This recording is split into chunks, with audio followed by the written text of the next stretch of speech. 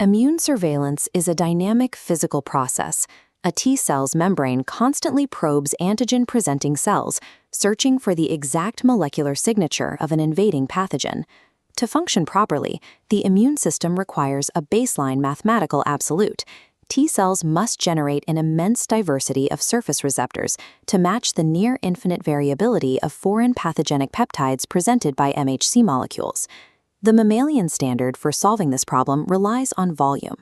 Mice and humans utilize massive genomic reservoirs of variable, or V, gene segments, shuffling a sprawling library to build a diverse receptor repertoire. Avian immunology presents a distinct structural paradox. Birds possess a highly compressed genetic architecture, yet their T cells successfully survey the entire MHC landscape just as effectively as a mammalian system.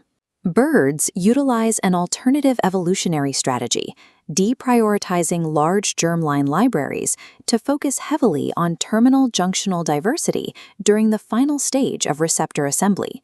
This system generates a near-infinite adaptive repertoire from a minimalist genomic payload, providing a case study in how vertebrate evolution solves the problem of recognition with highly constrained resources. This schematic maps the specific chromosomal loci that encode the chicken T cell receptor.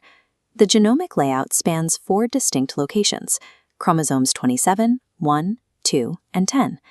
Looking at chromosome 27, we find the TCR alpha-delta locus arranged in a nested architecture. The entire classical delta cluster is physically sandwiched between the V-alpha and J-alpha sequences. Because of this linear arrangement, any somatic recombination that completes the alpha locus permanently excises the classical delta cluster from the chromosome. Galliform birds possess a unique evolutionary exception. They carry a second TCR delta locus on chromosome 10, distinguished by an antibody-like V segment known as VH delta. To understand the extreme genetic compression of the avian system, we have to pivot to the TCR beta locus located on chromosome 1. The quantitative limitation here is severe. The chicken TCR beta cluster contains only 2 V beta families, totaling exactly 13 functional V segments and a single D beta element. On paper, this creates a theoretical crisis. Relying on a baseline of only 13 V beta genes is mathematically insufficient to generate the receptor combinations required to defend against rapidly mutating pathogens. Resolving this crisis requires moving from the linear genome to the folded, 3-dimensional protein structure of the T cell receptor heterodimer. The outer edges of this receptor domain contain the CDR1 and CDR2 loops. These structures are encoded directly by the germline V genes. These specific outer loops function primarily to contact the relatively conserved alpha helices of the target MHC molecule. Because the MHC structure is stable, a limited supply of germline diversity is entirely sufficient for the TCR to dock correctly. The challenge lies in the center of the MHC groove. This is where the highly variable, unknown pathogen-derived peptide is trapped. To read this unknown peptide, avian T cells rely almost entirely on the central CDR3 loop. This single structural point serves as the primary recognition tool for the pathogen. To compensate for a small starting library, the immune system manufactures extreme junctional diversity precisely at this site. During recombination, terminal deoxynucleotide transferase, or TDT, adds random non-encoded N nucleotides, while exonucleases aggressively delete bases to continually alter the shape of the resulting CDR3 loop. Furthermore, this single D beta element is read in all 3 reading frames, heavily multiplying the potential amino acid sequences without requiring any extra genes to be stored in the chromosome. By sacrificing broad germline variability, the avian system focuses intense, manufactured diversity onto the exact structural point that makes contact with the pathogen. Plunging past the extracellular recognition loops and down into the lipid bilayer of the cell, we reach the mechanical anchor of the receptor.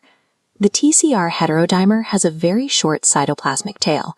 It cannot transmit data inward on its own and requires a dedicated signaling complex to function. In mammals, this signaling apparatus relies on a 3-gene CD3 complex, gamma, delta, and epsilon. Birds utilize an ancestral 2-gene setup, consisting of CD3 epsilon and a combined CD3 gamma delta gene. This consideration provides a living snapshot of early vertebrate immune evolution, predating the genetic duplication that separated gamma and delta in mammals. The complete complex sits in the membrane according to a trimeric assembly model. The distinct receptor components are bound together securely by opposing electrical charges embedded in the transmembrane helices. One basic positively charged amino acid on the TCR chain locks directly into two acidic negatively charged residues on the CD3 dimer. This entire assembly is backed internally by the highly conserved zeta-zeta homodimer, which provides the long cytoplasmic tails containing the ITAM signaling repeats. When the receptor recognizes an antigen, the final pieces of the synapse, the CD4 or CD8 coreceptors, arrive to recruit the L-KIT kinase, which phosphorylates the ITAMs and triggers the cellular response. Beneath a highly specialized, tightly compressed extracellular receptor, birds rely on an evolutionarily older, chemically elegant architectural blueprint to construct a fully modern signaling synapse. Viewing the fully assembled avian T-cell complex, we see the integration of extracellular receptors, membrane anchors, and intracellular signaling tails. Upon engagement, the activation signal transmits seamlessly down through the complex to recruit ZAP70 molecules inside the cell. One of the most striking systemic outcomes of this unique cellular engineering is found in the peripheral blood. Birds possess massive populations of gamma-delta T cells. In chickens, these gamma-delta T cells can represent up to 50. The Avian model demonstrates how highly efficient immune coverage can be achieved without massive germline libraries. By exploring this paradox of compact diversity, we gain a direct window into the core engineering principles and the evolutionary stepping stones of all vertebrate adaptive immunity.